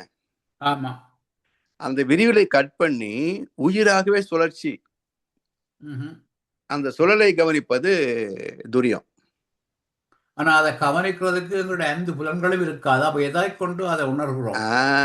அதாவது உண்மையிலேயே ஃப்ரீக்வன்சி குறைஞ்சி 8க்கு போயிட்டோம்னு வச்சுக்கோங்க, அங்க உணர்வு என்பது கிடையாது, வெறும் அந்த சுழற்சி மட்டும்தான் இருக்கும். எப்படி விண் சுழல்கிறதோ அது போல சுழல் மட்டும்தான் தெரியும். உணர்தல் என்பது அங்க இருக்காது. உணர்தல் என்பது அங்க இருக்காது. அதை எதை கொண்டு உணர்கிறோம்? மூளையில என்ன உணர்வு வரும்? மூளை உணர்வு கிடையாது, வெறும் அந்த உயிருடைய இயக்கம் மட்டும்தான் தெரியும். உயிரோடு உயிராக மனம் என்றதை கடந்து உயிராகவே நிற்கின்ற இடம் துரியம். அந்த உணர்வு, அந்த அனுபவங்கள் கிடையாது. இப்ப எந்த மாதிரி உணர்றோம்? உணர முடியாது. நீங்க உணர்தல் சொன்னீங்கன்னா அதுக்கு மனசு வரணும். கன்வர்ஷன் வந்து அதிகப்படியான ஜீவாந்தம் தன்மாற்றம் அடைந்தால்தான் உணர்வு. அதாவது அப்படி உணர்ச்சியுடைய துவக்கம் தான் தொடு உணர்வு. அதான் ஃபர்ஸ்ட் கன்வர்ஷன். அது எங்கிருந்து வருது? காந்தம் உயிரிலிருந்து வெளியே வருது. எப்படி அறிய முடியும்? சரி, சுத்த வெளிக்கு போனோம் தெரியுதா? தெரியாது, தெரியக்கூடாது. தெரியாது. ஏன்னா இங்க உயிரே நீங்க மனம் என்ற இயக்கத்தை கடித்தால் தான் உயிர் இயக்கம். நீங்க இந்த இஜி ஃபிக்ஸ் பண்ணி டெஸ்ட் பண்ணி பார்த்தோம்னு சொன்னா ஆல்பா ஃப்ரீக்வன்சி தொடுவதே மிக சிலர் தான். அந்த டெஸ்ட் பண்ணி பாரு, நம்ம எந்த ஃப்ரீக்வன்சி நிக்கிறோம் தெரியும். அப்ப ஏன் துரியத்துல உண்மையில துரியதவத்துல உண்மையான துரியதவம் கிடைக்கும்? நாம செய்வது பெரும்பாலும் பாவனை தவம். பாவனை தவம், அதான் நான் சொல்ல வந்தேன். கேட்டுறேன். அங்க உண்மையில எந்த விதமான எண்ணங்களோ உணர்வுகளோ இருக்கக்கூடாது. அதைத்தான் அது ஏன் அது வரதில்லைன்னு சொன்னா, அவ்வளவு லோ ஃப்ரீக்வன்சி அவ்வளவு ஈஸியா எல்லாருக்கும் வந்துடாது, எப்போ வந்துடாது. சரிங்களா? அந்த ஃப்ரீக்வன்சி வந்து விட்டால் நமக்கு வாழ்க்கை தன்மையை மாறி போகும். பொருள் கவர்ச்சி, புலன் கவர்ச்சி எல்லாம் விட்டு போகும். சரிங்களா? நம்ம நாம பெரும்பாலும் செய்வது பாவனை தவம் தான். அதுவாக மாறுகின்ற போது அந்த அனுபவம் வேற. நன்றி ஐயா. நன்றி ஐயா. வாழ்க வளமுடன். வேற வழி இல்லை. அதுக்காக ஐயோ பாவனை தவமான்னு சொல்லி விட்டுற வேணுமா? வேற வழியும் கிடையாது. பாவனை ஒன்றே போதுமடா பரநிலை அடைவதற்கு. பாவிச்சு பாவிச்சு பழக பழக ஒரு நாள் கிடைக்கும். சிறப்பையா, இந்த விளக்கம் எனக்கு புது ஒரு விழிப்பை தந்தது. 14 இவ்வாறு ஒவ்வொரு சக்கரமாக குறைந்து கிடக்கு. இந்த விளக்கம் சிறப்பாக இருந்தது ஐயா. மிக்க நன்றிகள். நன்றி ஐயா. வாழ்க வளமுடன். வாழ்க வளமுடன். நாம் இத்துடன் நிறைவு செய்வோம். இன்றைய சிந்தனை உரையை ஞானக்களஞ்சிய அறிவு பற்றிய ஞானக்களஞ்சிய கவிதை தொகுப்பு விளக்கங்களை சிறப்பாக நமக்கு வழங்கிய முதுநிலை பேராசிரியர் பழனிசாமி ஐயா அவர்களுக்கு எமது மனமார்ந்த நன்றிகளை தெரிவிப்பதோடு ஐயாவுக்கு எல்லோருமாக இணைந்து ஒரு வாழ்த்து தெரிவிப்போம். முதுநிலை பேராசிரியர் பழனிசாமி ஐயா அவரது உடல் நலம், மனவளம், பொருளாதார வளம், அவரின் அன்பு குடும்பம், அவரது வேதாத்திரிய தொண்டு வளமுடன்.